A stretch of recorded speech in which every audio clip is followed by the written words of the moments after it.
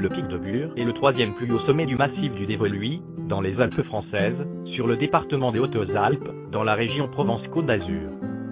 Culminant à 2709 mètres, sa forme très caractéristique avec un plateau sommital à l'ouest, et un pilier vertical haut de 600 mètres à l'est, domine la station de sport d'hiver de Super Dévoluy. En été, il est accessible à pied, après environ 4 heures de randonnée, en partant du hameau des Sauvats, 1343 mètres, par le GR 94B. Pour diminuer la longueur de la randonnée, on peut partir de Super Dévoluy, et même, tous les mercredis, prendre depuis la station le télésiège du Jacques qui emmène directement à 1900 mètres. En hiver, on peut l'atteindre en ski de randonnée, ou par le plateau depuis le haut des pistes de ski alpin. Le premier itinéraire d'ascension sur la paroi nord est tracé en 1943 par Raymond Leininger et Elma Lipier.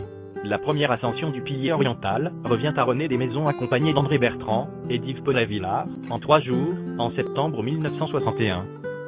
Présentée à l'époque comme l'escalade la plus difficile des massifs calcaires des Alpes françaises, et cotée TD+, comme très difficile supérieure, elle reste aujourd'hui une entreprise sérieuse et emblématique du massif. La première hivernale de ce pilier oriental est réalisée en 1973 par Pierre Béguin, R. Raymond, Olivier Chaléa et Laria. En 2000, le 4e régiment de chasseurs de Gap a procédé à l'érection d'une croix monumentale au sommet du pic de Bure. Cette croix est aujourd'hui à terre. Quelques années auparavant, l'association des officiers et sous-officiers de réserve des Hautes-Alpes, avec le concours de l'Institut de radioastronomie millimétrique, IRAM, avait installé une table d'orientation sur la plateforme du sommet.